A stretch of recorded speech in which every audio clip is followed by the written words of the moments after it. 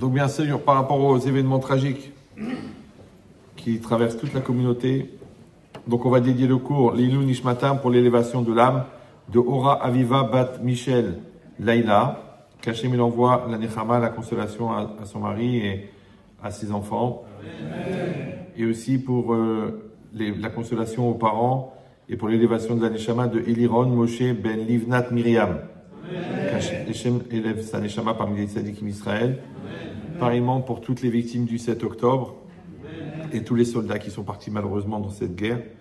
Et aussi pour la Nechama de tous les parents de tous les gens qui ont été assassinés. Et aussi pour la réfoua shelema physique et psychique de toutes les personnes survivantes. Et aussi pour la libération de tous les otages. Et aussi pour la réfoua shelema du Rav Eliaou Ben Aïcha. Qu'Hachem lui envoie une réfoua shelema parmi tous les malades d'Israël.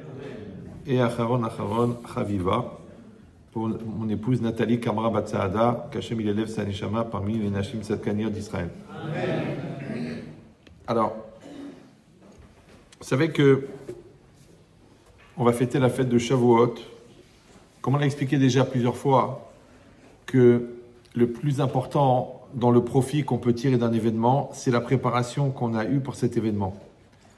Souvent, les gens, ils viennent la veille de Rosh Hashanah, ils me disent c'est quoi le din, des fois la veille de Kippour, c'est quoi la kapara. Je dis, je sais pas, moi, ça fait 35 ans que je réfléchis, toi, tu me demandes la veille. Peut-être tu vas attendre demain, parce que c'est pas demain la veille. Mais l'idée, c'est que on sait il y a beaucoup de choses dans Shavuot, mais une des idées, c'est que c'est le mariage entre les Bnei Israël et Hachem. C'est quand Hachem il a fait sortir les Bnei Israël d'Égypte. Après, il y a eu la choupa, et la choupa, c'était Matan Torah. C'est marqué Ubiom Chatunato, Ubiom Simchat Libo. Beyom Chatunato, le jour de son mariage, Beyom Simchat Libo, la joie de son cœur. Et on sait ce qu'ils disent les Chachamim, qu'en fin de compte, les Bnei Israël, en fait, c'est la Kala, et Hachem, c'est le Khatan, et que pour faire le mariage, Hachem, il a donné la Torah. Comme le Khatan, il donne une bague pour entériner, ouais, et c'est le principe du Kinyan. Tout le principe du Kinyan, Aisha Niknit Beshlocha Drachim, la femme est acquise, c'est pas qu'on achète une femme, non, c'est qu'on entérine des engagements l'un envers l'autre avec cet acte-là de donner une bague. Mais quand le Khatani donne la bague et que la Kala accepte la bague, maintenant on a entériné un brit, une alliance, d'accord, qui était déjà en potentiel depuis la conception, puisque Bat Plouni, les Plouni s'étaient fixés qu'ils allaient se marier, d'accord, mais ensuite qui est entériné, c'est-à-dire au moment de la choupa, les deux moitiés de Neshama, ils sont liés l'un avec l'autre, et maintenant ils ont un seul mazal, qui va durer, si Dieu veut, jusqu'à la fin des temps, puisque le mazal, quand il est constitué, il dure pour l'éternité, sauf malheureusement l'exception du divorce. Maintenant, c'est intéressant que Hachem, pour faire le brit avec les Bnei Israël, il a donné la Torah, d'accord? Bien qu'il a déjà sorti les Bnei Israël d'Égypte, il les a libérés, bien qu'il leur a donné toute la richesse d'Égypte, ouais. Quand même, il fallait qu'il donne quelque chose de plus. Et qu'est-ce qu'il a donné? La Torah. Donc c'est la Torah qui est l'alliance. Maintenant, c'est pas simplement qu'à l'époque, les Béné Israël, par la Torah, ont créé une alliance avec Hachem. C'est que dans toutes les générations, chaque fois que quelqu'un il voudra prendre une alliance avec Hachem, ça se fera par la Torah. D'accord? Il y en a qui pensent que c'est par la Pkaïla, il y en a qui pensent que c'est par le théâtre yiddish, il y en a qui pensent que c'est par l'amour d'Israël, le drapeau, l'armée d'Israël. Il y a beaucoup de gens qui ont une autre approche de qu'est-ce que c'est l'alliance avec Hachem. Mais le Brit, lui-même avec Hachem, Hachem il a défini, c'est par la Torah. Après le reste c'est joli, c'est bien, c'est une ambiance, c'est une rada, mais c'est pas le fondamental. Le fondamental, c'est ça. Et on a souvent rapporté que le Rambam, il compare la relation d'un homme avec Hachem avec la relation d'un homme avec une femme. Et que de la même manière que dans un couple, il y a de l'amour, il y a de la passion, il y a du respect, il y a de la crainte, il y a des efforts.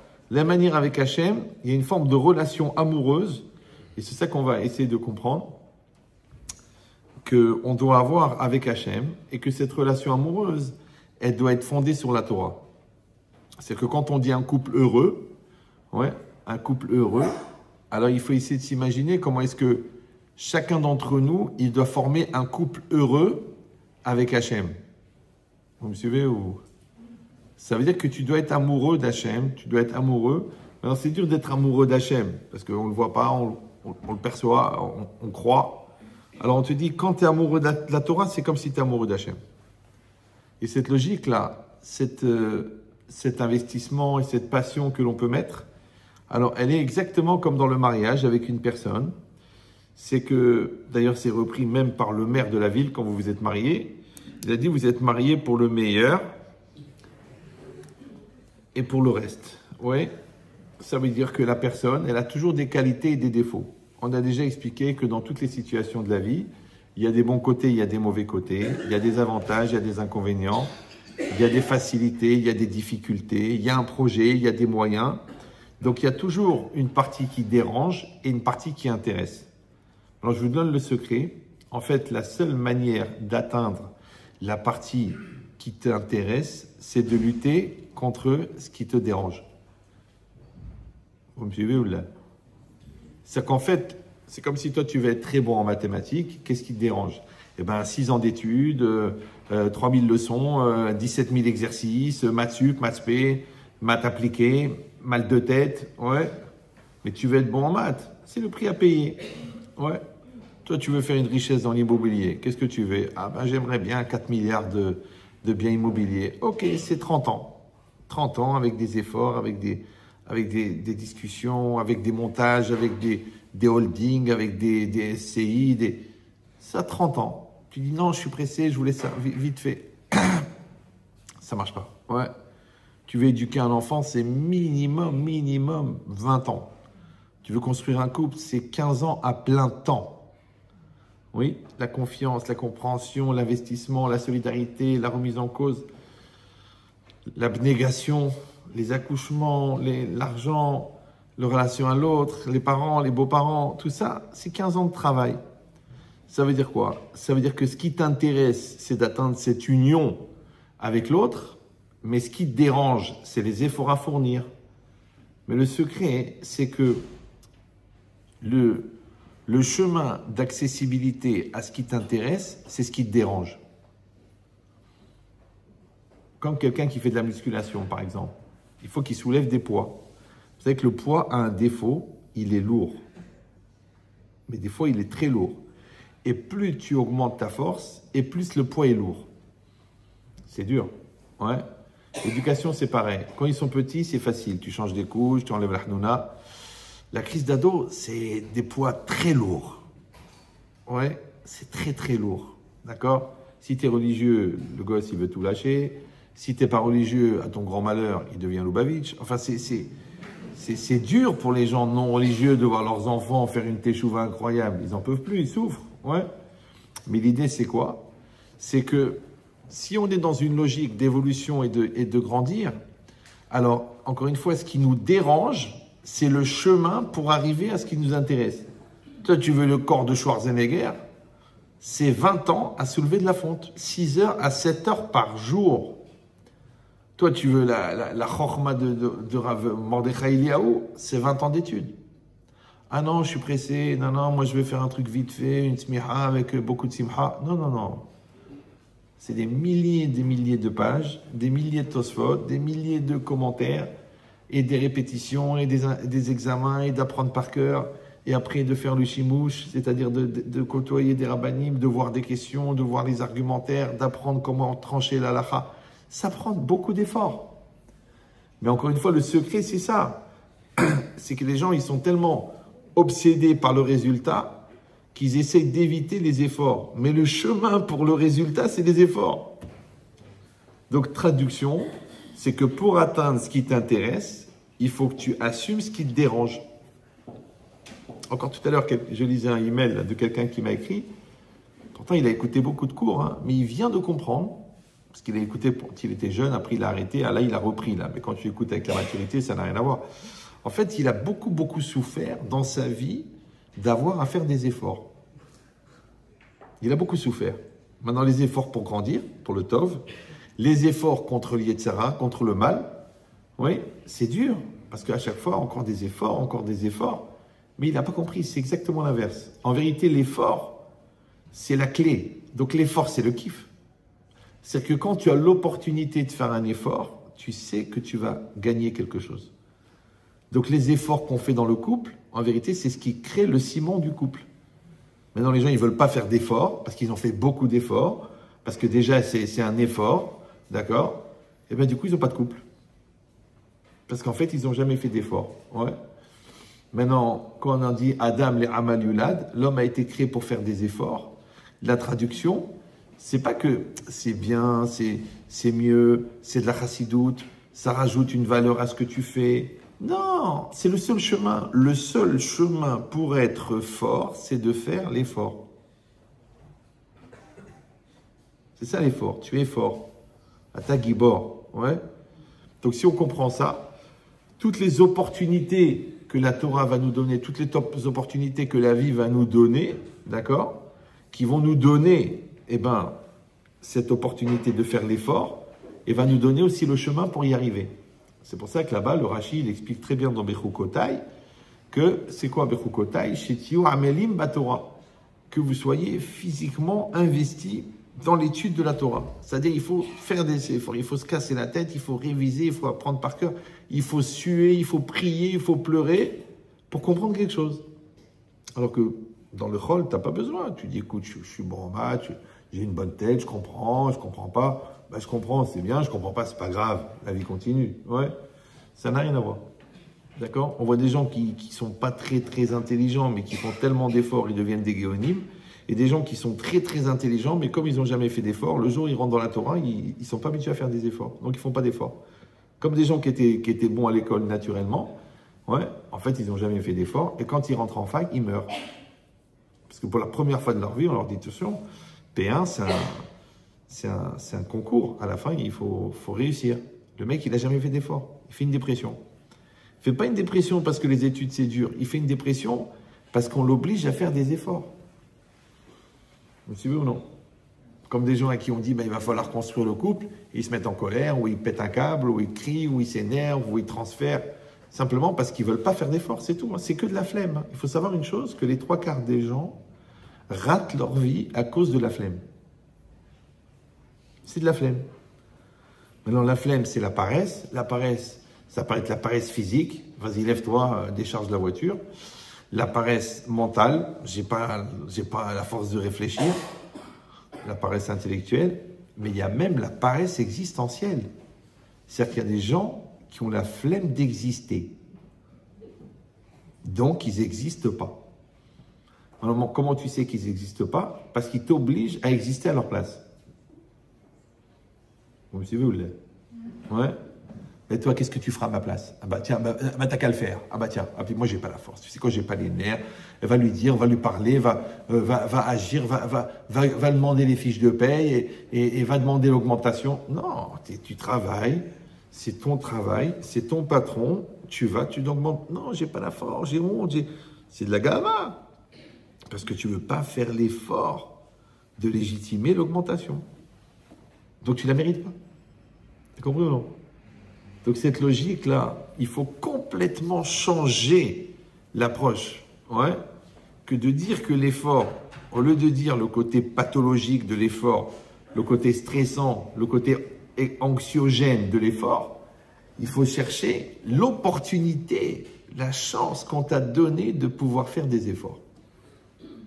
Vous me suivez ou non? Des grands rabbinim, on leur a demandé, mais comment vous êtes devenu tellement fort? Il a dit parce que j'ai pris sur moi le Dafayomi ou parce que j'ai pris sur moi le shiur de la yeshiva, c'est l'engagement que j'ai pris avec les Bachurim tous les jours qui me faisaient la guerre pour me contrecarrer, que j'étais obligé de préparer un shiur de folie, et il est devenu le Rosh Yeshiva. Rav Ezrachi, comme ça, il a dit. Il a dit, j'ai grandi grâce aux Bachurim. Il aurait pu dire, je suis un Chacham, je suis un Gaon, j'ai étudié 40 ans. Non, il a très bien compris que c'est l'opportunité de faire des efforts qui l'a fait grandir. Donc le mariage, en vérité, c'est une opportunité de faire des efforts, ou c'est une obligation de faire des efforts. C'est ça le problème. Celui qui fait l'effort avec l'arma, il y a une ambiance pourrie dans la maison. Mais celui qui fait l'effort avec joie, c'est le bonheur. Maintenant, comment on va faire des efforts avec joie? C'est très simple, il suffit d'avoir un projet. Dès que tu as un projet, il n'y a plus d'effort. Tu vois bien, le gars, il veut être millionnaire. Il compte ses heures, il compte sa fatigue. Non, parce qu'il a un projet. S'il avait Talmid Chacham, eh ben, il ne compte pas sa fatigue, puisqu'il a un projet. Donc le vrai problème, c'est quand quelqu'un n'a pas de projet. L'autre, il est religieux par habitude. L'autre, il étudie la Torah parce que son père lui a dit que c'est bien. L'autre, il s'est marié à cause de l'âge. Il fait des enfants parce que c'est une maladie cyclique. D'accord? Mais il n'a pas l'amour. Il n'a pas l'amour de l'enfant. Du coup, l'enfant, il est saoulant. Vous savez que l'enfant a un défaut majeur, c'est qu'il est vivant. Donc il bouge, il est embêtant, il fait des bêtises, il met du temps à grandir, il coûte de l'argent, il redouble, il ment, il triche, il vole. C'est fatigant. Maintenant, si l'enfant, c'est un projet, c'est comme une statue. Moi, je prends toujours l'exemple. Vous avez le David là, de Michel-Ange. Vous l'avez vu à Florence? Non? À Marseille? Oui, il est plus petit. Hein. Ouais.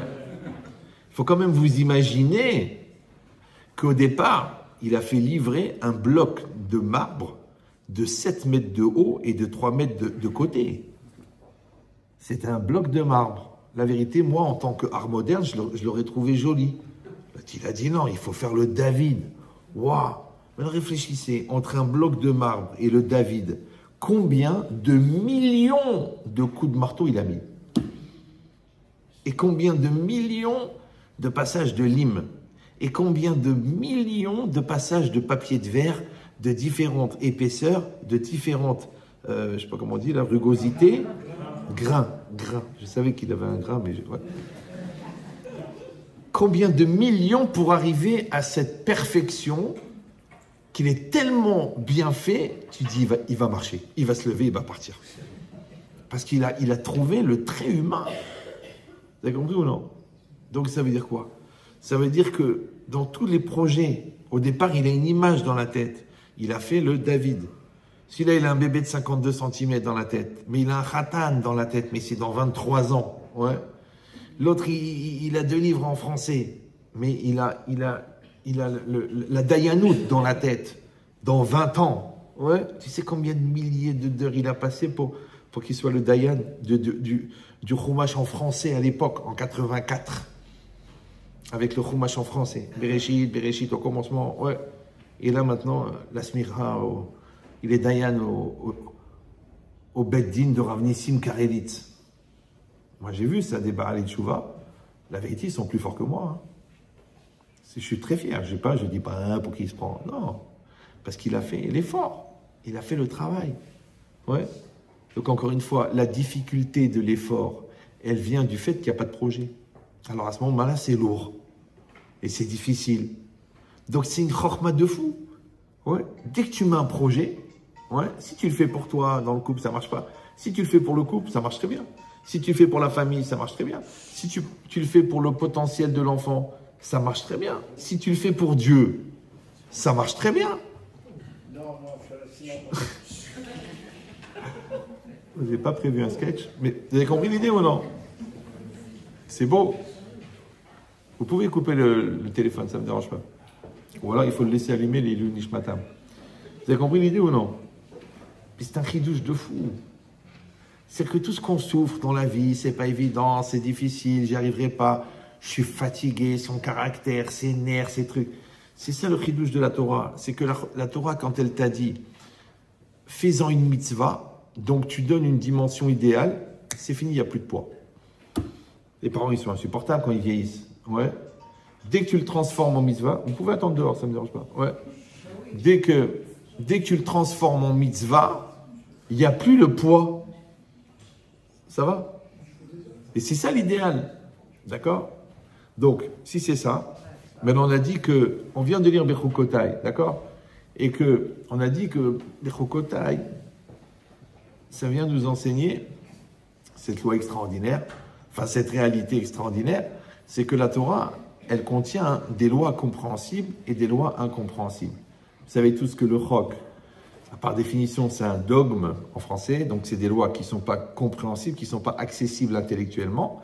Et il y a des mishpatim. Les mishpatim, ce sont des lois qu'on peut comprendre. Quand la Torah a dit ne pas tuer, ne pas voler, ne pas mentir, c'est des choses qu'on peut comprendre. Ouais.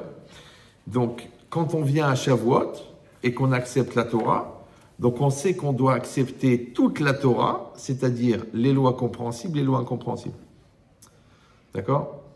Maintenant, je vous avais dit à l'époque que Hachem, il a d'abord écrit la Torah, et ensuite, c'est marqué dans le Zohar, il a regardé dans la Torah, et ensuite, il a créé le monde à partir de la Torah.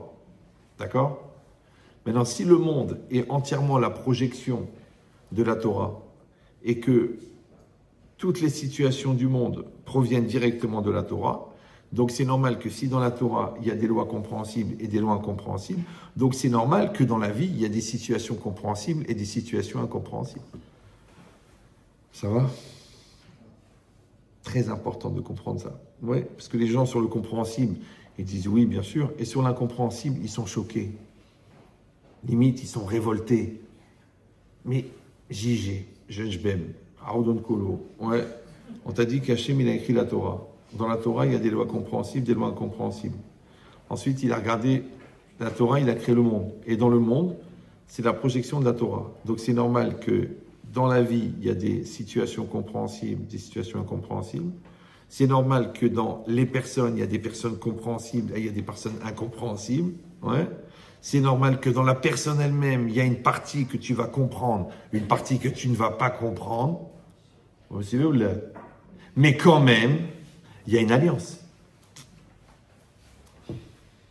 Donc, s'il y a une alliance, ça veut dire que tu dois être à 100% et de manière inconditionnelle investi chez la personne pour les parties que tu comprends et les parties que tu ne comprends pas. Ça va? Dans les situations, avec les situations que tu comprends et celles que tu ne comprends pas. Avec Hachem, dans toutes les circonstances, c'est ça, Bechol Meodecha, ouais, Bechol Mida ou Mida, chaque jour Humoded. Quelle que soit la situation qu'Hachem il va t'envoyer, tu dois garder le lien avec Hachem. Mais les gens, souvent, c'est des consommateurs. D'accord? Donc, eux, ils appliquent les principes de que choisir. Donc, dans la Torah, ce qui les arrange, ça va. Ce qui les dérange, ça ne va pas. Tout ce qui est pratique, ils sont pratiquants. Tout ce qui n'est pas pratique, ils ne pratiquent pas. Dans les situations de la vie, ils voient Dieu quand ça va bien, mais Dieu a disparu quand ça ne va pas bien. C'est le même Dieu. C'est le même. C'est le Dieu des brachot, des bénédictions, et c'est le Dieu des klalot, c'est le Dieu des malédictions. C'est le même. Il n'y a pas de différence. Comme ton père. Ton père, il t'a payé le mariage. Oui. Mais il t'a mis des baffes aussi. Oui. C'est le même. Tu dis oui, mais franchement, cette facette de mon père me dérange. C'est le même père. À la limite, les deux font la paire. Ouais. Il faut accepter ça. C'est pareil ton mari. Ton mari, il te paye les vacances et il rote. Tu lui dis, j'aurais pas pu avoir le modèle au-dessus. Non. Mais après sa mort, même son rot, tu vas le regretter. Tu vas dire, oh, quand il rotait, c'était mignon. C'est ça. Même les défauts, ils deviennent des qualités après la mort. Parce qu'après la mort, tout le monde devient tzaddik. On dit Acharemot, Kedoshim.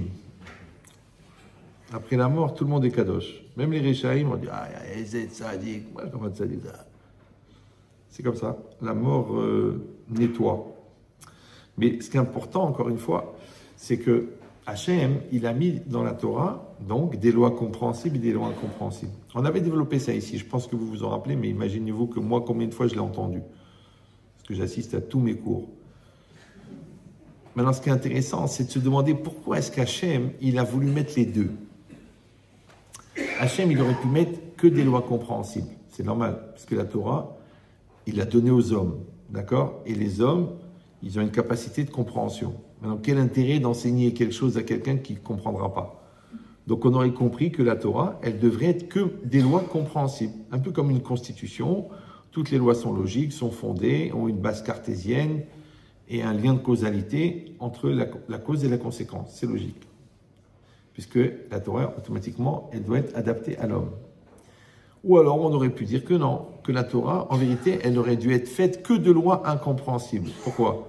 Parce que la Torah, c'est Data Eloki, c'est l'Esprit de Dieu. Maintenant, déjà, ton prof de maths, tu ne comprends pas. Einstein, c'est un extraterrestre. Tavelmer, tu n'as même pas envisagé de la comprendre. Alors, comment est-ce que tu vas t'offusquer de ne pas comprendre Dieu? C'est-à-dire, il faudrait avoir un peu la modestie intellectuelle, ouais, de dire ah, Dieu, c'est Dieu. Non, je vois des gens qui s'énervent. Oui, c'est pas normal. Pourquoi Dieu il a fait ça? Pourquoi Dieu il a fait ça? Pourquoi il n'a pas fait autrement? Je sais pas, un petit peu de... Si tu te tais, je peux te donner le bénéfice du doute que peut-être tu aurais dit un truc intelligent, mais si tu parles, je dis dommage, tu avais l'occasion de te taire. Raval. D'accord? C'est-à-dire qu'on peut avoir, de manière intellectuelle, de manière logique, l'acceptation que Dieu n'est pas un homme. Ça va?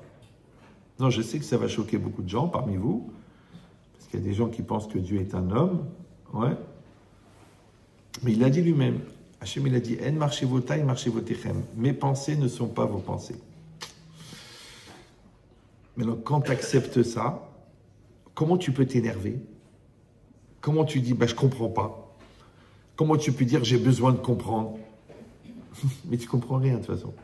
Je vais dire mieux, même quand je t'aurais expliqué, tu ne comprends rien. Et si moi je t'explique, je m'appelle Eria Menchetri, je t'explique, je suis gentil, je te donne un lien de démonstration, de causalité, je te rends accessible.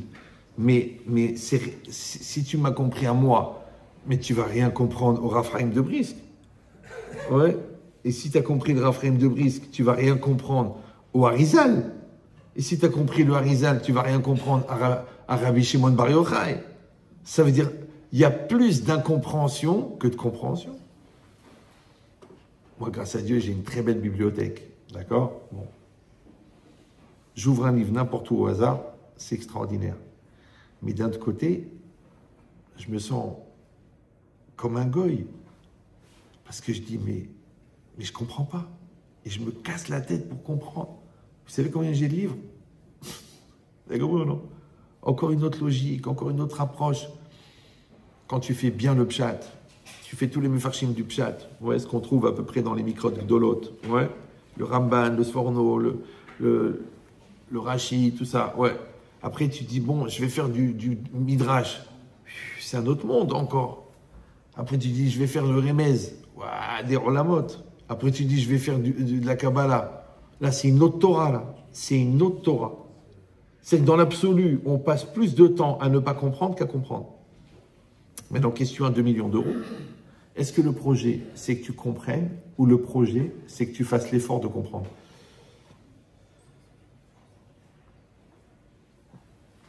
Ça va?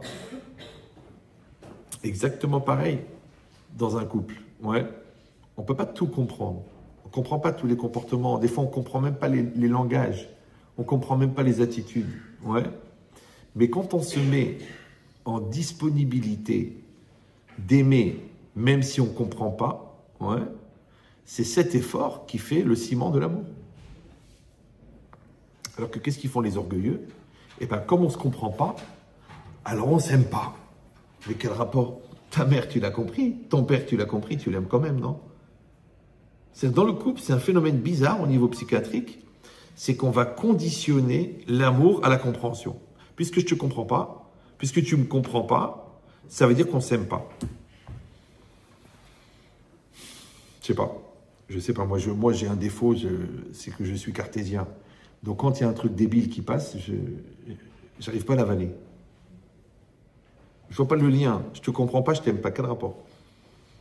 Tu aimes le chocolat. Tu comprends le chocolat, toi? Tu dis, j'adore la Côte d'Azur. Tu as compris pourquoi? La couleur, le bleu, l'odeur, les grillons. Non, j'ai dit, je ne sais pas, j'aime. Donc en fait, l'amour, il est au-delà de la compréhension. Ça va? Par contre, l'effort de comprendre, lui, il définit l'amour. Parce que je vous ai déjà dit que comprendre, ça s'écrit comme prendre.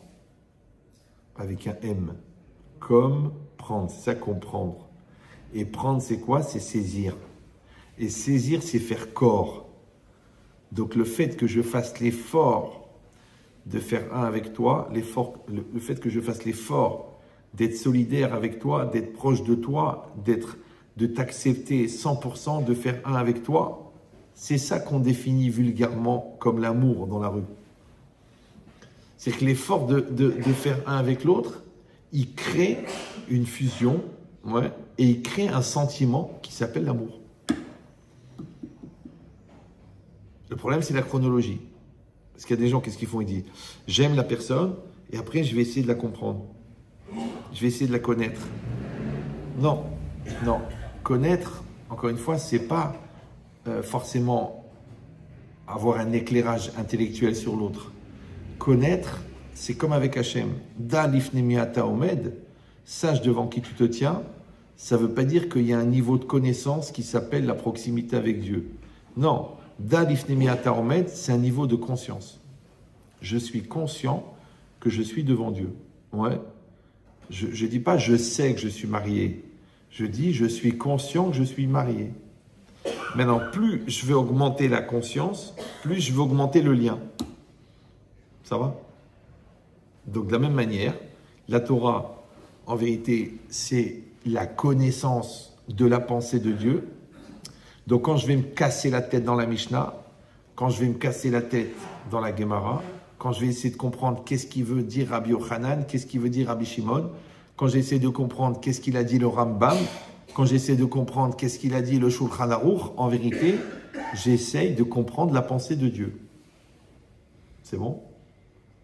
Ben, quelle différence entre sincèrement écouter la personne qu'on aime en essayant de faire un lien de fusion avec sa pensée, ça s'appelle en français la communion des bonnes volontés, et de faire une communion avec Hachem dans l'étude de la Torah qui est la pensée de Dieu. Il n'y a pas de différence. Ça va? C'est pour ça que l'étude de la Torah, elle ne trouve sa valeur que dans l'étude approfondie. Le Yun, ouais, comme ça il dit le Rav Yerucham Halevi. C'est dans la Torah approfondie qu'on a le lien avec Dieu. Pourquoi? Parce que Dieu, il est essentiel. Essentiel, c'est l'essence. Et l'essence, c'est le sens. Et le sens, c'est le sens profond. Maintenant, on peut avoir un rapport superficiel avec Dieu. La hada, l'ambiance, les tfilines pour prendre la température, la prière pour y avoir une vie sociable, Hanouka pour se faire allumer. C'est dommage. C'est dommage.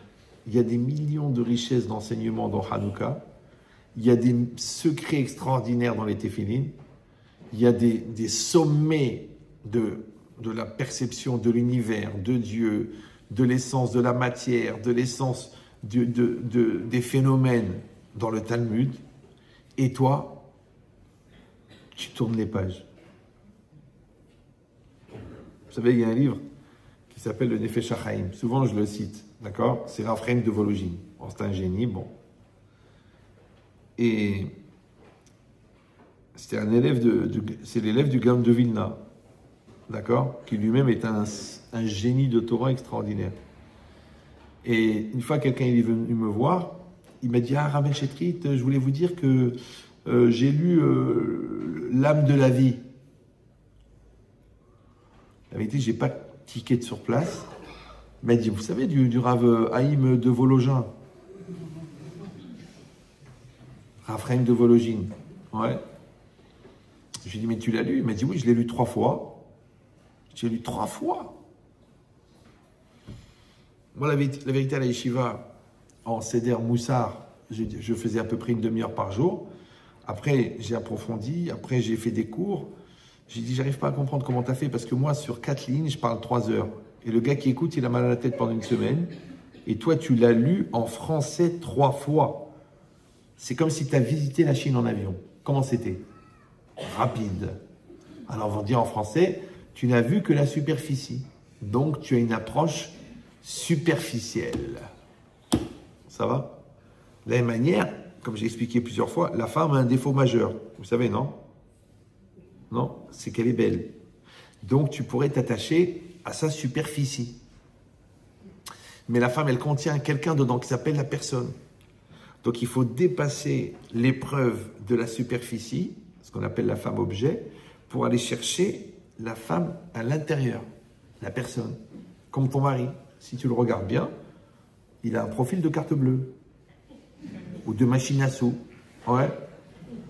Maintenant, si tu veux aller chercher la personne qui est derrière, ouais, et c'est ça le Youn, l'étude approfondie. Comme tu fais l'étude approfondie dans le Tosfot, tu vas faire l'étude approfondie de l'autre.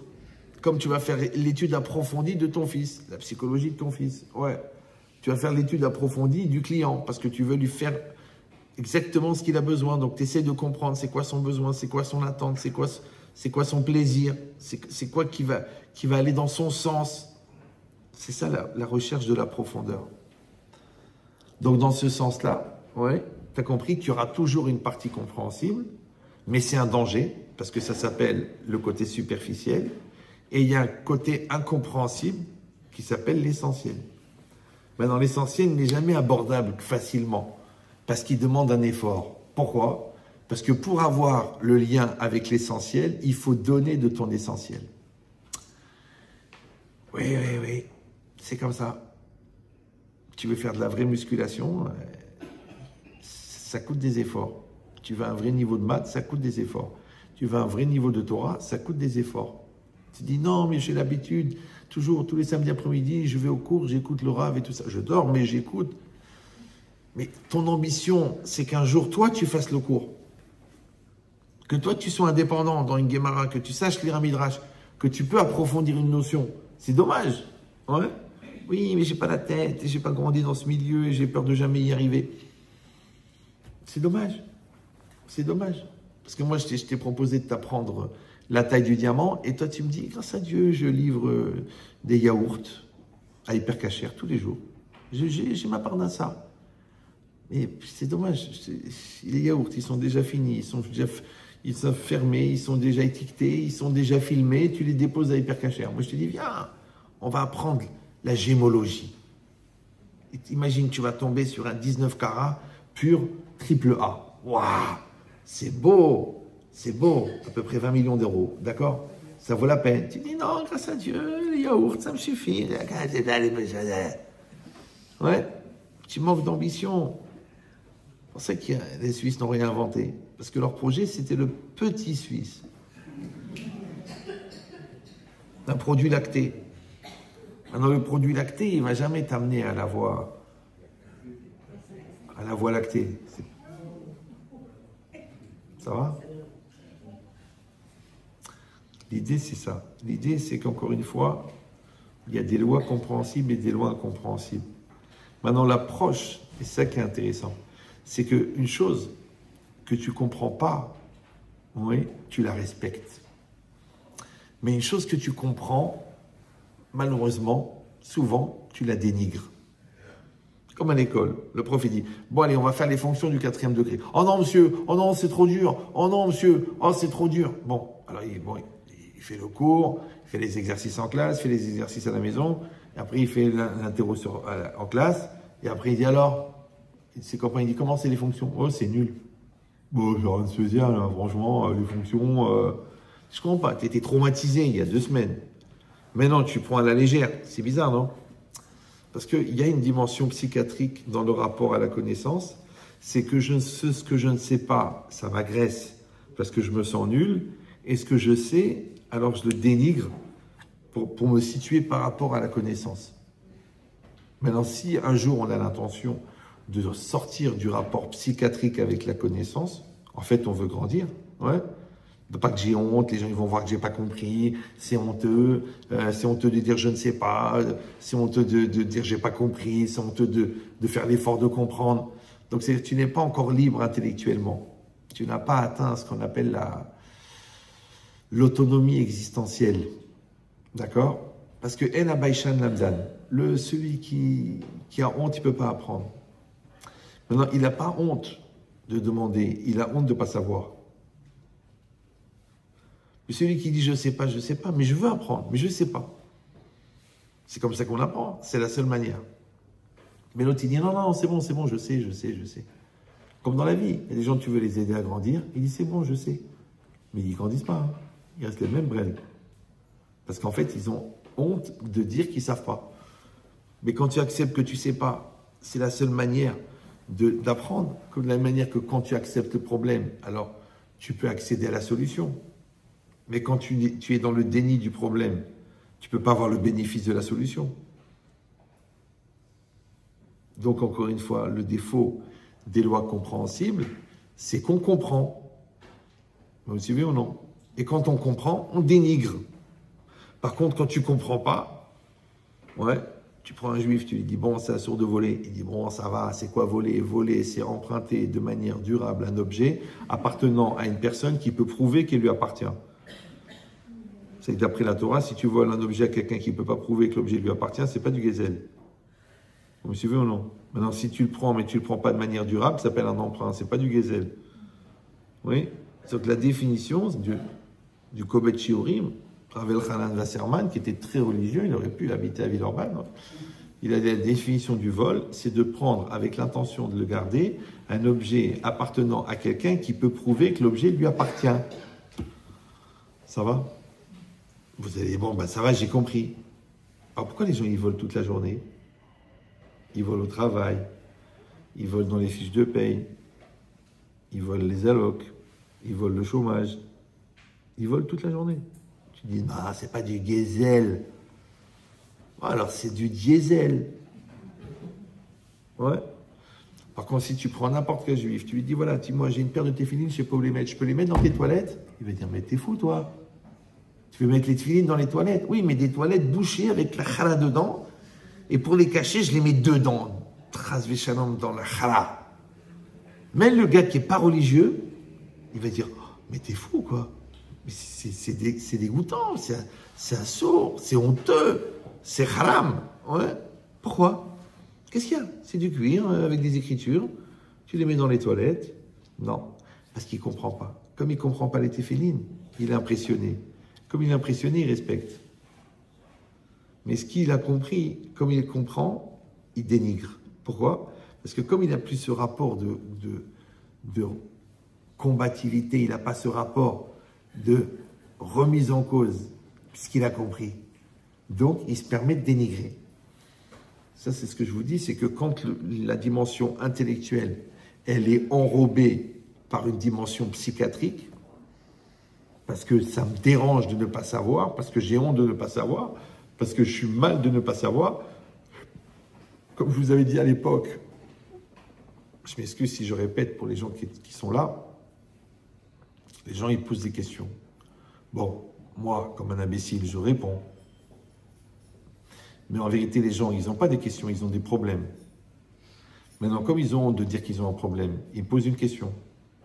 Maintenant, moi, comme ils me posent une question, je donne une réponse. Mais la chokhma, c'est quoi? C'est de trouver le problème qui est derrière la question. Maintenant, une question, elle appelle une réponse. Mais un problème, il appelle une solution. Maintenant, qu'est-ce qu'il faut? Il faut que le gars, il te pose une question, et toi, de là, tu devines quel est son problème, et au lieu de lui donner une réponse, tu lui donnes une solution. Maintenant, si tu lui donnes par honnêteté une réponse, au lieu de lui donner une solution, il te dit, le Rav, il n'a pas compris mon problème. Mais il n'a pas eu l'honnêteté de te dire qu'il avait un problème. Vous me suivez ou là? Alors l'autre, il dit, ouais, bah si vraiment vous êtes intelligent, vous auriez dû comprendre que j'avais un problème. C'est l'histoire connue dans la Gemara que 30 jours avant la fête, on enseigne les lois de la fête. Et le Rav, il était en train de recevoir les gens qui pesaient par milliers à Yerushalayim pour poser des questions sur la fête de Pessah. Et il y en a, il a dit, voilà, est-ce qu'on a le droit de faire les 4 kosot de Seder, ouais, les 4 verres, avec du lait? Les élèves, ils sont éclatés de rire, ils ont dit, mais c'est quoi cette question débile? Le Rav, il a dit, non, tu ne peux pas faire avec du lait. Alors, qu'est-ce qu'il a fait? Il lui a donné, il lui a dit, il faut prendre du vin, et il lui a donné une bourse d'argent. Alors, les élèves, ils disent, je ne comprends pas, Rav. Non seulement il vient, il se fout de vous, il dit, est-ce que tout le monde sait, n'importe quel juif, il sait qu'on ne peut pas faire, on fait avec du vin, 4 verres de vin. À la Gada, on ne va pas faire avec 4 verres de lait. Il a dit oui, mais comme il a posé la question, c'est qu'il n'avait pas de vin. Donc, ouais, et s'il se permettait de prendre du lait, c'est qu'il n'avait pas de viande non plus. Donc j'ai compris qu'il voulait me dire, écoutez Rav, j'ai pas de quoi faire Pessah. et j'ai posé une question, et vous avez à comprendre que et pour ça qu'il lui a donné l'argent. Ça va? Donc il faut trouver le problème qui est derrière la question. Maintenant, étant donné qu'il y a un problème qui est derrière la question, il y a aussi un problème, c'est que la question peut devenir un problème. C'est bon? Quelqu'un a une question. Bon, par exemple, quelqu'un n'a pas d'enfant. C'est une question. Pourquoi j'ai pas d'enfant? Et quand ça dure 10 ans, ça devient un problème. D'ailleurs, il est suivi en psychiatrie et tout ça parce que c'est devenu obsessionnel. Et pourquoi? Et qu'apparemment, sa sœur, elle a 14 gosses et lui et elle n'arrive pas à tomber enceinte. Donc tu vois que sa question, qui au départ était une question intellectuelle, a pris un caractère émotionnel qui maintenant a basculé dans le psychologique et si affinité dans le psychiatrique. C'est bon? Donc ça veut dire que chaque question a un potentiel de devenir un problème. Comme un enfant, par exemple, s'il est nul en maths, tu lui poses une question de maths, il va développer des complexes de malade en mathématiques. Du coup, on pense qu'il n'est pas un télo, donc il veut absolument faire un travail manuel. Après, il a la hantise de la réflexion. Après, il veut plus faire d'efforts. Après, il se laisse aller. Après, il traîne. Après, il fait des jeux vidéo toute la journée. Sur la base d'un complexe qu'il a développé par rapport à la difficulté qu'il avait à comprendre la leçon de mathématiques en CM2. Ça va? Ça veut dire qu'une question, si elle n'est pas accueillie avec un terrain psychologique fort, avec la simra, avec l'amour de la question, elle bascule dans le problème. Et là, maintenant, elle est enrobée de psychologie malsaine. Et là, elle peut faire des complexes, des angoisses, des haines, des envies de meurtre sur la base d'un problème. Ça va? Donc c'est pour ça qu'on doit toujours accompagner une éducation de réflexion et d'amour. Ouais. Et d'abstraction, ouais, de conceptualisation, de logique, mais en même temps d'encouragement et de kavod et de simra, toujours. Parce que, étant donné que tu demandes à la personne de faire un effort, cet effort, il a un potentiel de fabriquer un complexe. Maintenant, la seule manière qu'il n'y ait pas de complexe, c'est que la personne elle a un terrain psychologique positif au moment où elle accueille le malaise de la question. Donc elle dit, bon, il y a une question, mais grâce à Dieu, j'aime la vie. Alors, il n'y a pas de problème. Mais si la personne, elle dit, je suis mal dans ma peau, et en plus j'ai une question, alors je suis nul. Donc si je suis nul, ça y est, ça commence à... le délire. Ça va? Donc maintenant, le problème, c'est que, encore une fois, de la même manière qu'il y a des lois compréhensibles, il y a des lois incompréhensibles, mais l'approche qu'on a de la loi incompréhensible, on a dit que c'est une approche de respect. Par contre, la loi compréhensible, eh ben, tu la comprends, d'accord? Donc tu risques très très rapidement de tomber dans la routine et dans le dénigrement. Pourquoi? Parce que c'est évident. Alors, ce qui est intéressant, c'est que le Talmud, la Torah orale, il y a 2700 pages, d'accord? C'est très bizarre, parce qu'il y a des milliers de pages sur les lois compréhensibles, et il y a très peu de pages sur les lois incompréhensibles. C'est bizarre, non? Normalement, il aurait fallu beaucoup développer sur les lois incompréhensibles, les téphilines, la mezouza, je sais pas moi, le korban, des choses comme ça, qui sont des lois un peu difficiles à comprendre. Mais les lois comme les lois du dommage, les lois du voisinage, les lois du commerce, les lois envers les employés, il y a des milliers de pages.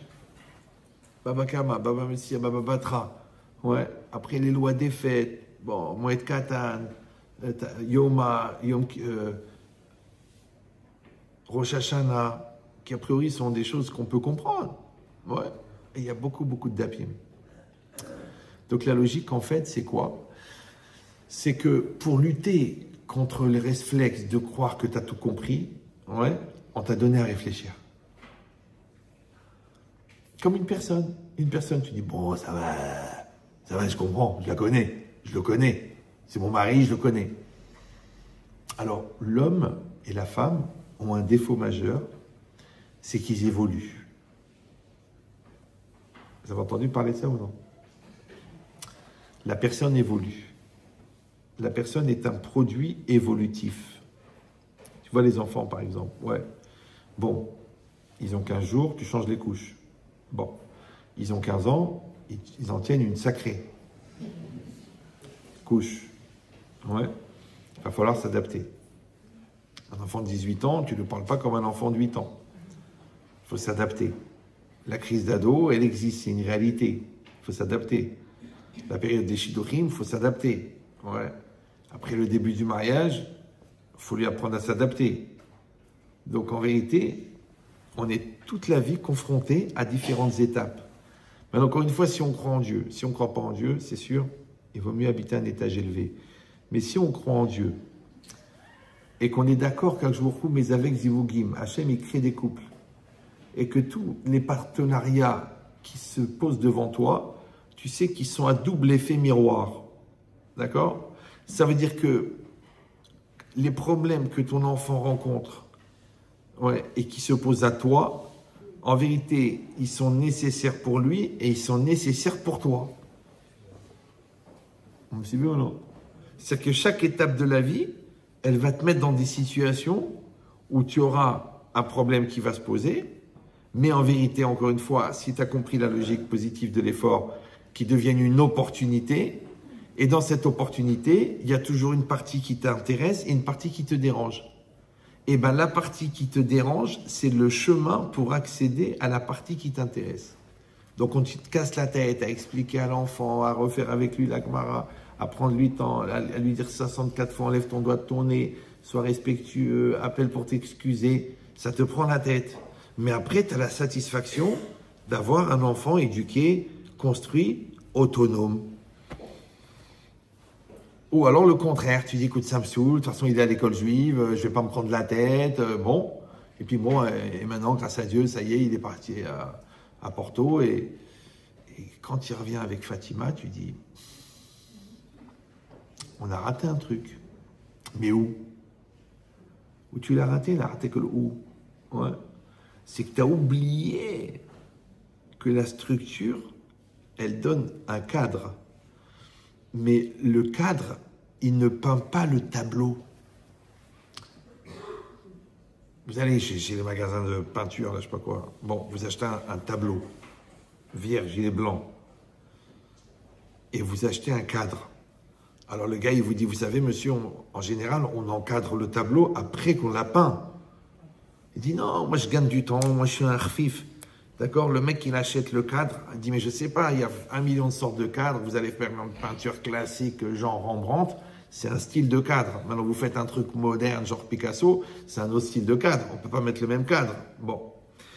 Maintenant, il y a des gens qui croient que quand ils ont encadré, alors le tableau, il est peint.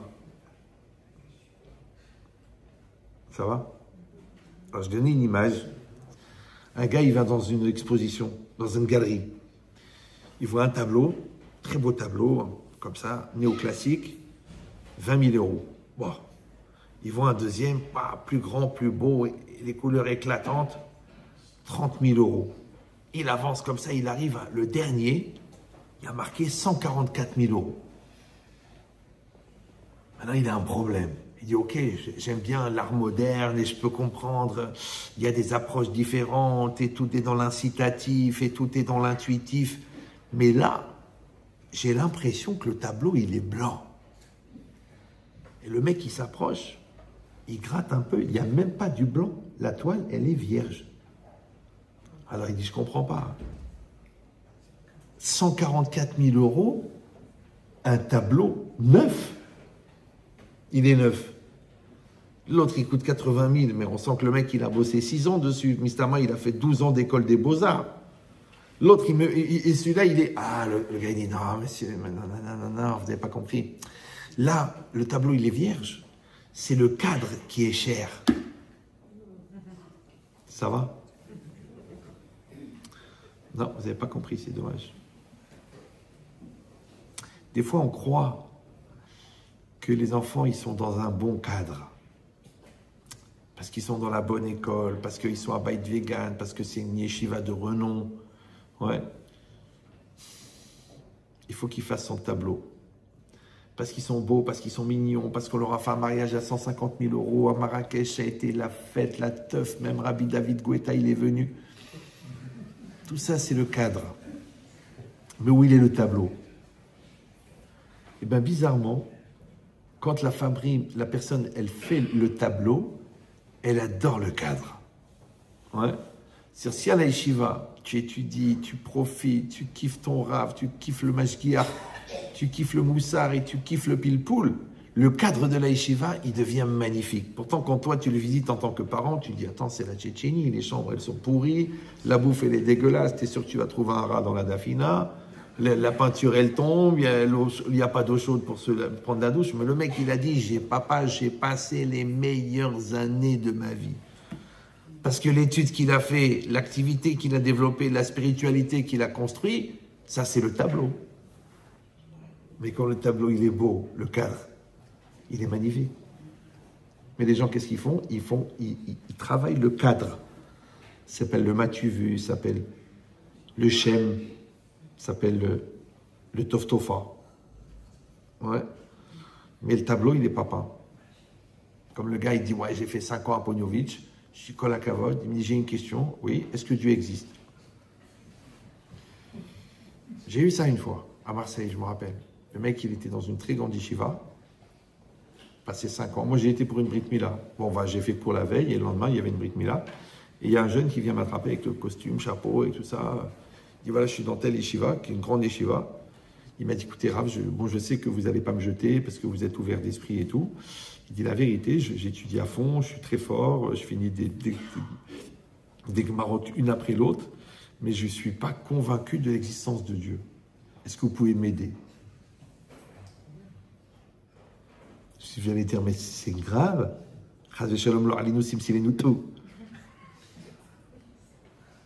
mais Rabotai, lui, il a eu la franchise de le dire. Moi, je ne l'ai pas jeté. J'ai dit, bien sûr, mon fils, c'est normal. On a tous des questions. Ouais, c'est marqué dans Pirkei Avot, Da Maleachiv Leapikoros. Tu dois savoir quoi répondre à l'hérétique.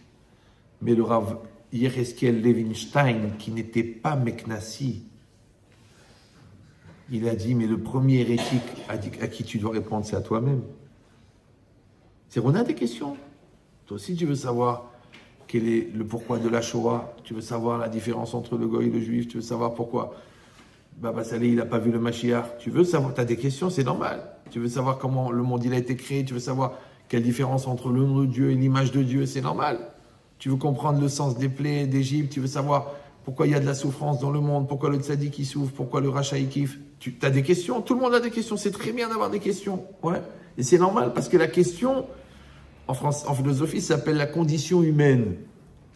Parce que la question c'est ma, et ma c'est même et c'est 45, et c'est la même valeur numérique que Adam. Adam c'est ma. L'homme il est en question, c'est bien. Maintenant la différence entre le philosophe et le chacham, c'est que les deux ont des questions, ouais, mais le chacham, il cherche des réponses, alors que le philosophe, il cumule des questions. Bah oui, parce que la question, elle permet de faire ce que tu veux dans la vie, puisque tu as une question. Alors que la halakha, elle répond à la question. Mais il faut chercher la réponse. Ça va? Alors souvent, les gens me disent, oui, vous savez, Rav, j'ai une question. Je dis, écoute, ne te vexe pas, ne le prends pas mal. J'ai aucun mépris, aucun dénigrement. Mais depuis 35 ans que j'enseigne à des milliers de personnes chaque année, j'ai jamais entendu une question qui m'a déstabilisé. Encore une fois, sans aucune fausse modestie, je suis pas un génie, je suis pas le de Gaon de Vilna, ouais. Je vous donne la logique. Celui qui cherche, ouais, il pose des questions, il trouve des réponses. Mais celui qui veut des questions mais qui ne veut pas de réponse, c'est normal qu'il a des questions. Maintenant, les questions qui sont entièrement fondées pour se débarrasser du poids de la réponse, elles sont toujours nulles. Vous avez compris ou non? Parce que ce n'est pas des questions pour comprendre, c'est des questions pour éviter d'avoir à assumer. Comme les mecs qui te disent, si vous m'expliquez pas les téphilines, je ne mets pas les téphilines. Mais dis-moi, je ne veux pas mettre les téphilines, ça ira plus vite. Si vous ne m'expliquez pas la cache-route, je ne veux pas manger cachère. Mais mange du porc, mais fais-toi un kiff. Du homard farci au cochon. Il va me dire, mais c'est assourd. Je dis, mais vas-y, kiffe, puisque tu ne comprends pas. Mais le cyanure non plus, tu ne comprends pas. Alors vas-y, bois une bouteille. D'un seul coup, deviens intelligent, monsieur. Donc ça, la Torah, elle dit que c'est un poison. Tu dis, expliquez-moi. Mais le cyanure, c'est le goy qui te dit que c'est un poison. Et là, tu dis, j'en prends pas. Pourquoi? Allez, vas-y, sois un peu courageux. Prends du cyanure, au moins une cuillère. Botay, c'est pas shoot. Comme je vous ai expliqué 1 million de fois, que celui qui a des questions et qui ne cherche pas la réponse. Ouais. Comment on appelle une question auquel on ne cherche pas la réponse? Un prétexte. C'est un prétexte. C'est ça une question à laquelle on ne cherche pas la réponse. Parce qu'encore une fois, on a des questions. Mais grâce à Dieu, il y a des méfarchim, il y a des commentaires, il y a tout. Toutes les questions que tu te poses, elles ont été posées. N'aie pas peur. On a des milliers de livres. Mais il faut chercher. Et Béhémet, je vais te dire une chose. Si vraiment tu cherches, écoute bien, tu as une siyata d'Ishmaïa, sur des centaines de livres, tu tombes juste sur la réponse. Moi, combien de fois ça m'est arrivé? Combien de fois? Je prends un livre au hasard, tac, je l'ouvre, la réponse. Alors attendez, j'ai 2000 livres chez moi à la maison. Il y avait l'occasion de se tromper, non? Ah, je t'ai dit le secret. Mais ne le prenez pas mal. Hein. Quand tu ne cherches pas pour toi, tu cherches pour le bon Dieu. C'est le bon Dieu qui va trouver la réponse. Mais quand tu cherches pour toi, parce que tu as peur de la réponse, jamais tu vas la trouver. C'est comme le gars qui veut jouer au Nintendo pendant Shabbat. Il dit, écoutez, j'ai lu tout le Shulchan Aruch, je n'ai pas trouvé Nintendo. Mais au fond, tu veux jouer. Oui, je veux jouer. Alors, tu ne vas pas le trouver. Tu ne vas pas trouver que c'est assourd parce que tu veux jouer. Et si tu dis, je veux être Shomer Shabbat, mais j'ai un problème parce qu'il y a le Nintendo, tu vas trouver Nintendo. Tu vas trouver un Orletzion qui parle des jeux électroniques et qui va dire en phonétique Nintendo. Tu vois, il a parlé de ta question. Elle existe. C'est une bonne question. Parce que tu veux savoir. Alors tu trouves. Ouais. Mais dans cette attitude-là, d'aller chercher, malgré que tu ne comprends pas, ça c'est une attitude que tu as développée grâce aux lois incompréhensibles. Ça va? C'est que quand tu mets les téphilines, malgré que tu ne comprends pas, quand tu t'assois dans la souka, malgré que tu ne comprends pas, quand tu vas marcher, tu vas rouler 2 heures avec ta femme, ouais, en pleine montagne, pour aller à Genève, pour aller au mikvé. Mais il n'y a aucune logique, tu comprends, toi, une femme, elle est impure, elle rentre dans l'eau, elle sort, elle est pure. Mais comme tu as fait Messirut Nefesh pour trouver un mikvé à Genève, ouais, donc d'un seul coup, tu vas avoir un éclairage dans la compréhension de la Torah. À cause de la Messirut Nefesh, à cause du sacrifice. Et tes enfants qui vont naître de cette relation-là, de ce soir-là, de ce mikvé, de 2 heures de route, ils n'auront pas la même neshama que d'autres. C'est comme ça. Ça s'appelle en français le prix à payer. Il y a des gens, ils ne veulent pas payer. C'est pas grave. Tu veux payer 20 000 €, tu as un diamant. Tu dis c'est cher, tu as un Swarovski. Après tu dis oui, mais aujourd'hui il y a même des diamants de synthèse. C'est vrai. Il y a même des khatanim de synthèse. Le chapeau, le costard, tout. Et le mec, il est toute la journée sur Netflix. Bon, en ce moment, il a un peu de halichout. Je te dis, c'est des diamants de synthèse. C'est pas grave, t'en fais pas, ils vont aussi avec des calottes de synthèse. C'est la vie, c'est comme ça la vie. La vie, c'est la mise en fusion, la mise en communion perpétuelle. Donc, ce n'est pas la peine de se plaindre parce qu'on reçoit ce pour quoi on a fait des efforts. Donc, quand tu n'as pas fait d'efforts, tu sais ce que tu vas recevoir. Tu dis, oui, mais quand même, ça pourrait arriver, on ne sait jamais, genre Dieu, il dort. Non. Non, il est d'une précision violente. Mais d'un autre côté, c'est une chance. Parce que tu sais qu'on va te récompenser sur le mérite de l'effort que tu as fourni. Alors, vas-y, fais des efforts. Donc, dans cette logique-là, encore une fois, on a dit, puisque la loi compréhensible, on tombe facilement dans le dénigrement, alors Hachem, il a donné des lois incompréhensibles. Maintenant, quand je vais pratiquer la loi incompréhensible avec la Emouna, avec la Tmimout, parce que je suis à 100%, Hachem il a dit, Hachem il a dit, ouais, et bien c'est, encore une fois, puisque dans la loi compréhensible, il y avait un danger de dénigrement, donc de perte de respect, l'application de la loi compréhensible, l'application de la loi incompréhensible, elle développe le respect. Et bien le respect que j'ai développé dans la loi incompréhensible va me permettre de ne pas dénigrer la loi compréhensible, et donc je vais voir la profondeur et les secrets cachés de la loi compréhensible grâce au fait que je ne suis pas tombé dans le piège du dénigrement parce que c'est compréhensible. Ça va? Je sais que c'est un peu tiré par les cheveux comme il y aurait un chauve, mais vous avez compris ou non? Ça va? Donc de la même manière, quand moi j'aime quelqu'un, même sur ce que je ne comprends pas, ouais, ça m'évite de tomber dans le réflexe psychiatrique de rabaisser la personne, parce que je me sens agressé par l'autre. Maintenant, quand je l'aime et je la respecte plus que ce que je comprends, même sur ce que je ne comprends pas, ça va faire que je vais avoir des éclairages qui vont faire que d'un seul coup, je vais commencer à comprendre. Ça va? Ça veut dire qu'encore une fois, je m'excuse de me répéter, mais c'est la seule manière de faire semblant de comprendre, c'est que si Hachem il a écrit la Torah, et qu'à partir de la Torah, il a créé le monde, et que dans le monde, il y a des phénomènes, et dans le monde, il y a des personnes, et que dans la Torah, il y a des choses compréhensibles et des choses incompréhensibles, et qu'il y a des liens de causalité entre le compréhensible et l'incompréhensible. Donc ces lois, quand je vais les appliquer dans les phénomènes et dans les personnes, ça va me donner exactement les mêmes effets. Ça va? Donc tu vois que la Tmimout, quand je dis, écoute, c'est mon fils, je l'aime comme il est. Après tu dis, oui, mais il est un peu attardé. Non, il n'est pas attardé. Il est un peu autiste, il est un peu Asperger. En vérité, c'est un génie. Et quand j'ai la patience, et je l'accompagne, et je lui fais les cours d'accompagnement, et je lui fais le travail d'éveil, et bien voilà, maintenant, il a 30 ans, et il gère 14 sociétés, parce qu'il a une tête qui va à 24 000 à l'heure, et en même temps, il prépare un doctorat en physique quantique. Tu dis, mais il a une tête de folie, je croyais que c'était un attardé. Parce que tu l'as respecté malgré qu'on t'a dit qu'il est attardé. Donc tu as accepté le côté incompréhensible. Maintenant, tu vois et tu comprends la partie qui était cachée dans le compréhensible.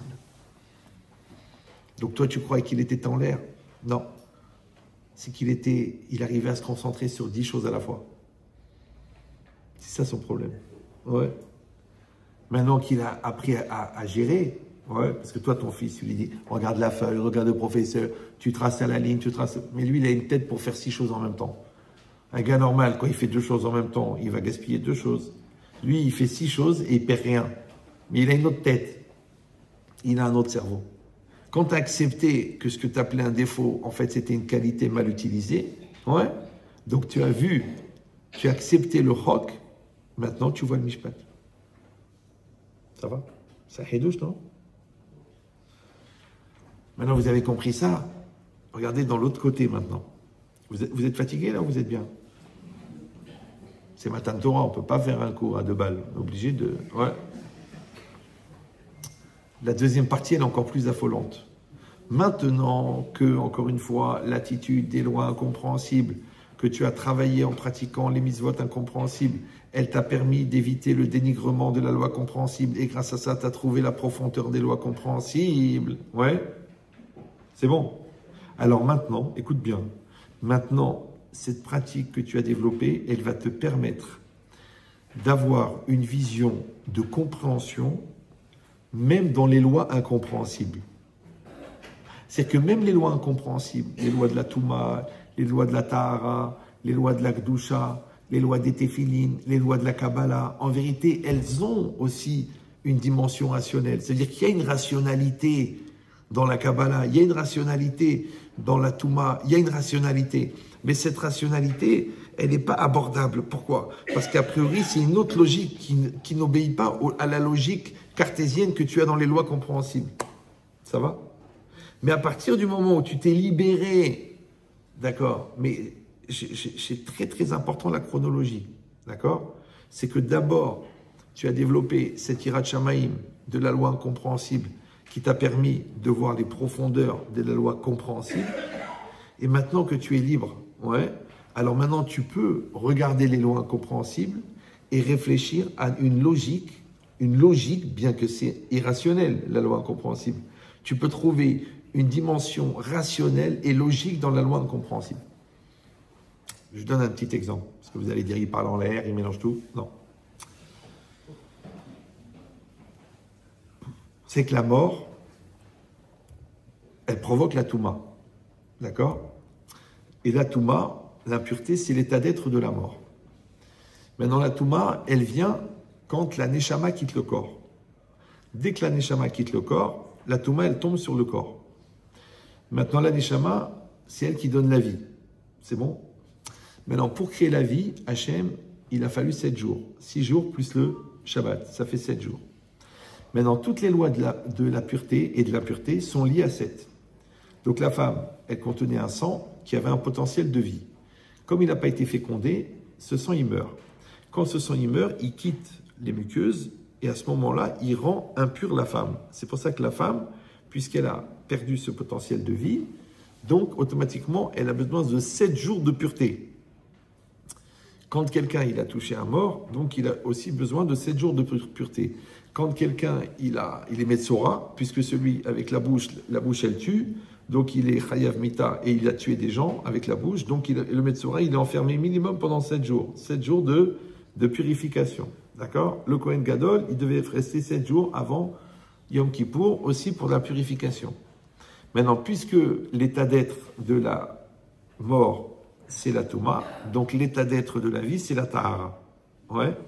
Pour ça qu'on appelle Mikvé Tahara. Maintenant, le Mikvé, pour rendre pur, il doit contenir de l'eau vivante. C'est pour ça qu'il faut s'allier à un bassin qui a reçu de l'eau de pluie. L'eau de pluie, donc, elle est BHK, c'est-à-dire il y a un contact entre le bassin d'eau de pluie et le bassin d'eau du robinet. On met de l'eau du robinet, et dans l'autre bassin, on a de l'eau de pluie. Cette eau de pluie, elle est vivante. Donc, elle va rendre pure l'eau qui vient du robinet. Un lac, on peut se tremper dedans seulement s'il est alimenté par une rivière. Parce qu'à ce moment-là, le lac, il est vivant. La mer, elle est en mouvement tout le temps. Parce que la vie, c'est le mouvement. Maintenant, l'eau stagnante, une mare, elle pourrit. D'accord? L'eau qui est au fond du robinet, dans le siphon, elle pourrit. C'est pour ça que ça sent mauvais au bout de 15 jours quand vous revenez de vacances. Quand vous n'avez pas utiliser le robinet, automatiquement, l'eau stagnante, elle meurt. Donc, l'eau, elle meurt, ouais, et l'eau, elle est considérée comme, elle représente la Torah, parce que Enmaïm est la Torah, et que la Torah, elle ne peut pas devenir, elle n'est pas Mekabelet Touma, parce que c'est marqué d'Ivre Torah, et na Mekablim Touma. Ça va? C'est bon? Mais d'un autre côté, par exemple, les objets de la nature, le feuillage, par exemple, les branches, ne reçoivent pas la Touma. Mais si une branche, je la transforme en planche, comme c'est un outil, c'est-à-dire que maintenant elle est adaptée à l'utilisation humaine, donc elle reçoit la Touma. Ça va toujours? D'accord? Donc la vie, c'est la Tahara. La Tahara, c'est la pureté. La pureté, c'est la vie, c'est la nature. La nature ne reçoit pas l'impureté. Mais dès que la nature, je la transforme et qu'elle devient un objet, alors là, elle peut recevoir la Touma parce qu'elle est liée à l'homme. Et comme l'homme, il contient la mort, et que la mort, elle amène la Touma, donc l'objet qui est adapté à l'utilisation humaine peut être Mekabel Touma. Vous me suivez toujours? D'accord. Maintenant, bon, je ne me rappelle plus, mais c'est pas grave. C'est juste, je voulais vous montrer comment est-ce que, a priori, on est en train de faire des développements cartésiens dans des situations qui sont irrationnelles. Dans des lois qui sont irrationnelles. Donc même dans la Touma et dans la Tahara, tu peux trouver une logique rationnelle. C'est bon? Mais encore une fois, tu ne pourras aborder la lecture rationnelle des lois irrationnelles seulement si par chronologie tu as déjà dépassé le dénigrement de la loi rationnelle par le fait que tu as développé la crainte de Dieu dans l'application des lois irrationnelles.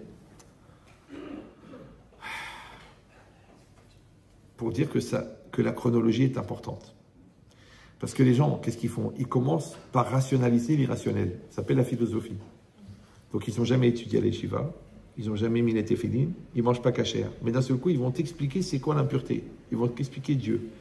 Mais, JG, jeune Jbeb, tu crois que Rabbi Shimon Bar Yochai, après 80 ans de Kedusha, 80 ans de sanctification, 80 ans de pureté, 80 ans de mikvé, 80 ans de pleurs et de jeûne et de prière, il a eu une inspiration que Hachem lui a éclairé de comprendre les secrets de la Torah, et toi, qui manges du cochon, sous prétexte que intellectuellement tu t'es posé la question, tu vas atteindre le même niveau d'inspiration.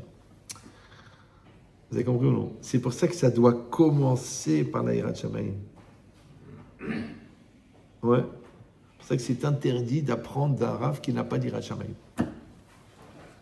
C'est assourd. Le jour, j'étais dans une ville, bon, je ne veux pas dire laquelle, il y avait un rabbin là-bas, il m'a posé une question.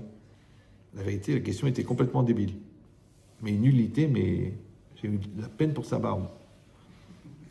Et après, il a commencé à me dire, il a fait tout un montage, J'ai dit, excuse-moi, mais là-bas, le sens, c'est ça, c'est simple, c'est ça.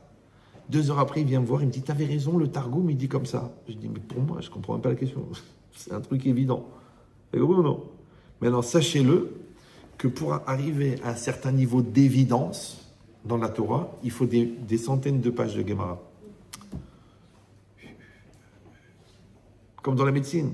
Quand un grand médecin, il voit la personne, il fait le diagnostic en 1 seconde, sache que le gars, il a quand même fait, il a fait ses 6 ans de médecine, il a fait 16 spécialités, en tout il a fait 21 ans de médecine, et plus 23 ans de pratique. Donc il a développé une intuition dans la médecine qui est le fruit d'un travail.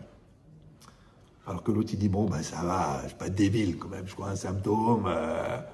Tout le monde sait qu'avec 4 symptômes, tu peux avoir 54 traductions de la maladie. Pourquoi il est tombé sur la bonne? Alors à Mavdil, pourquoi le tzaddik, il a une inspiration? Parce qu'en vérité, tout le travail, encore une fois, ce n'était pas l'acquisition de la connaissance, c'est l'effort d'acquisition. Et l'effort d'acquisition, il te rapproche de Dieu. Et quand tu es rapproché de Dieu, tu es en contact direct. Quand tu es en contact, tu reçois le flux de connaissances. Et c'est ça le mariage. De la même manière qu'un homme et une femme, quand ils s'aiment, ils se comprennent, ils se ressentent. Et ils savent quand l'autre, il n'est pas bien, même quand il est à distance. Ouais. Moi, j'ai eu des milliers de cas, tu vois. Tu penses à une personne 1 fois, 2 fois, 3 fois, 4 fois, appelle-la. Tu l'appelles et dis, oh là, j'étais en train de faire ton numéro. Parce que vous êtes sur la même longueur d'onde. Mais Aoudon Kolo, pourquoi vous êtes sur la même longueur d'onde? Parce que toi, tu as fait beaucoup d'efforts pour te rapprocher d'elle, et elle a fait beaucoup d'efforts pour te rapprocher de toi. Donc maintenant, vous êtes un seul modem. Et le modem, quand il est deux du même modèle, s'ils sont réglés sur la même longueur d'onde, ils reçoivent le même message au même moment.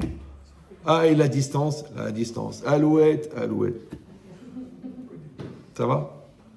Maintenant, à ma ville, c'est exactement pareil avec Hachem. Ouais. Quand quelqu'un, il va se donner, il va étudier, il va prier, maintenant il va faire le Chok l'Israël, c'est bien. Il va faire des Mishnayot, c'est bien. Il va faire de la Gemara, Kol HaKavod, il va faire de la Gemara Beyoun en approfondi, c'est bien. Après, il va dire, il va faire des Gemarot, mais en approfondi. Après, il va faire la Halacha, il va faire le Bet Yosef, il va chercher le Shulchan Aruch, après, il va faire des Shelot Utshuvot, il va regarder le Rav Pealim de Ben Ishraï et le Shagatarié et comprendre comment il est arrivé à l'Halacha. Ouais. En vérité, ce qu'il est en train de faire, entre guillemets, c'est une relation d'amour avec Hachem. Puisque la Torah, c'est la volonté de Dieu, ouais, et lui, il fait des efforts de sa volonté pour comprendre la volonté de Dieu. Donc, il y a une communion entre sa volonté et la volonté de Dieu. Or, le Maharal, il dit que Ahava et Shafiut Taretzonot, l'amour, c'est l'équivalence des volontés. Donc, quand on te dit qu'on se marie avec Hachem, ouais, tu as compris que c'est vraiment, quand c'est un mariage d'amour, traduction, c'est pas je l'adore. Non, tu te détends. D'accord. Non, c'est que tu mets toute ta volonté à essayer de comprendre sa volonté. Ça va?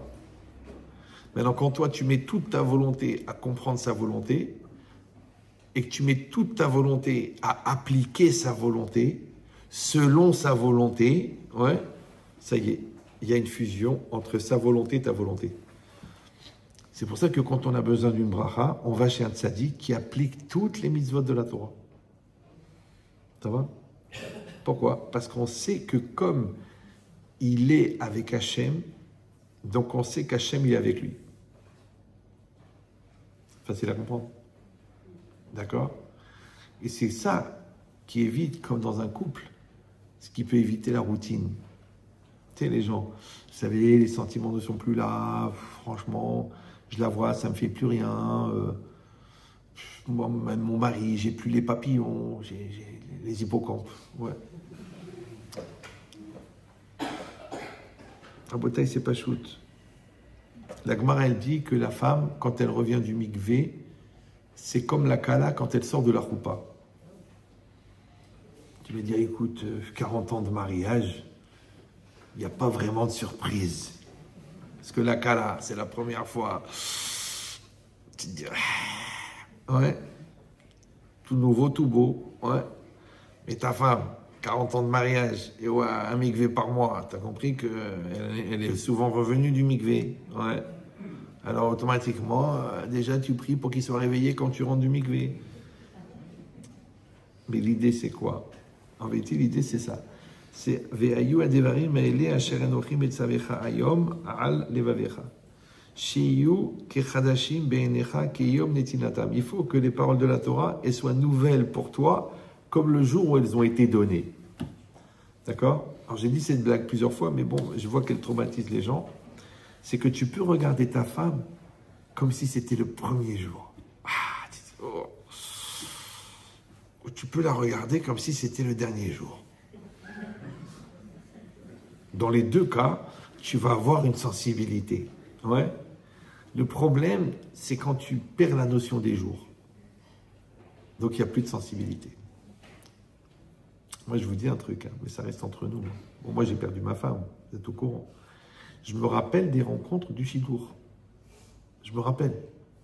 Quand on se disait au revoir à la gare, je la vois partir, je la vois marcher. Mais je ne me rappelle pas des brit milot des enfants, des bar mitzvot. Bon, à partir d'un certain nombre, c'est compliqué de ne pas les confondre. Ouais. Mais ça veut dire quoi? Ça veut dire que il y a des choses qui te marquent et qui restent comme si c'était le premier jour. Ouais. Alors que tu peux rentrer dans une logique de bon, ça va, je la connais, elle me connaît, bon, c'est fini, tout ça, c'est la jeunesse. Non. Tu vois, des gens, ils sont fous amoureux après 40 ans de mariage. Et des gens, ils sont déjà très, très froids, bien avant la choupa.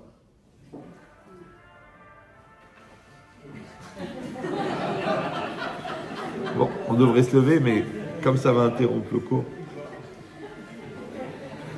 Incroyable. Je ne pourrais pas l'écouter aux toilettes, celle-là. Donc l'idée, c'est ça. Ouais.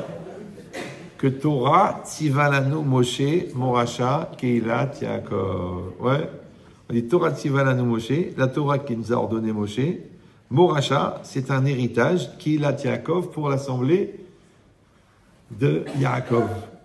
Les Chachamim, ils disent, c'est quoi Moracha? Moracha, c'est un héritage. Il dit, Al Tikre Moracha, et la Meurasa.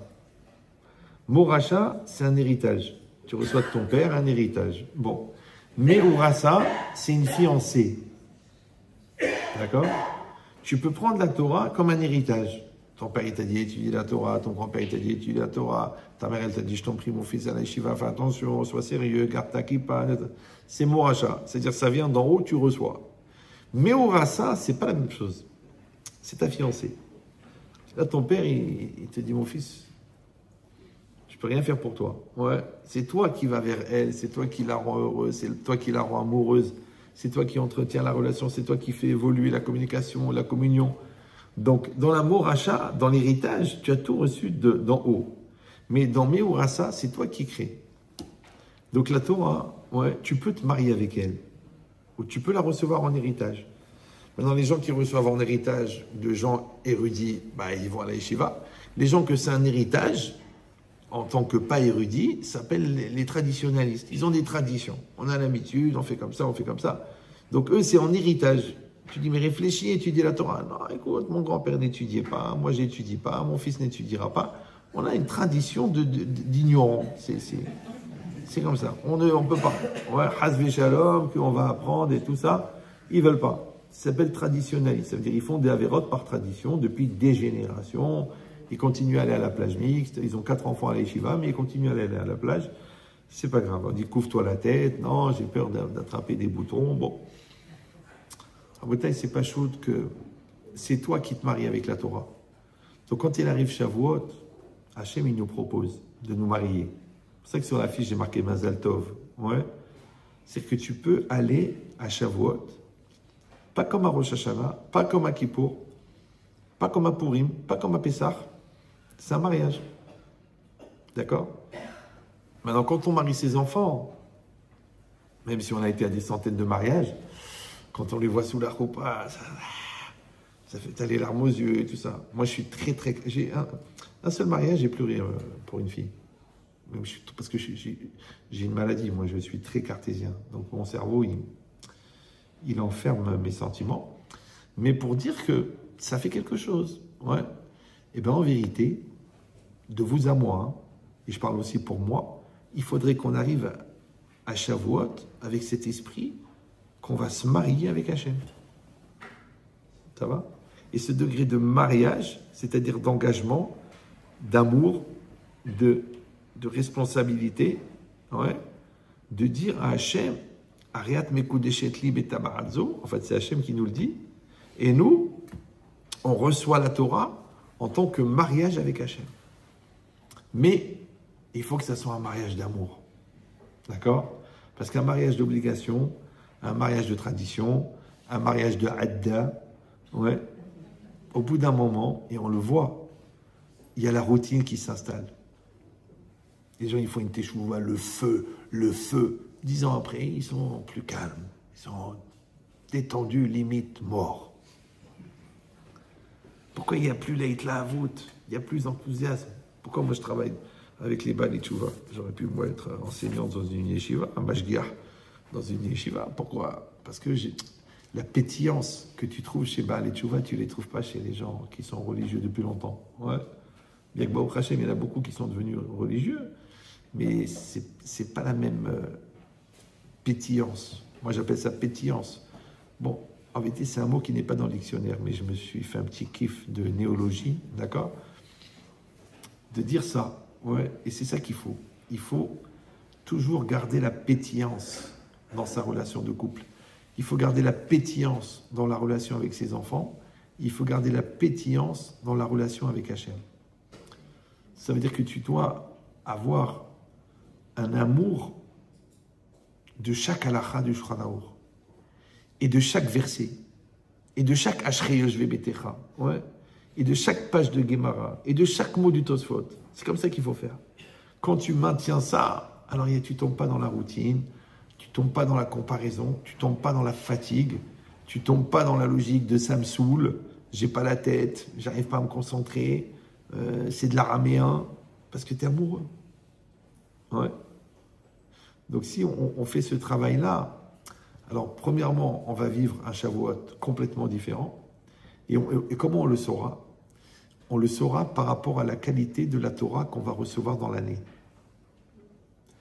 C'est-à-dire toute l'année d'après, la Torah qu'on va recevoir, à travers les cours, à travers l'étude, à travers la compréhension, à travers la Torah de nos enfants, à travers la Torah qu'il y aura dans la maison, à travers les rencontres qu'on va faire, les chavrutot qu'on aura, les chabourot qu'on va écrire. Encore une fois, chacun à son niveau. Oui, la qualité de la Torah que tu auras dans l'année, elle dépend du niveau de la qualité de Torah que tu avais le jour de Shavuot. C'est pour ça qu'on fait la veillée. Ouais. C'est comme ça, d'accord?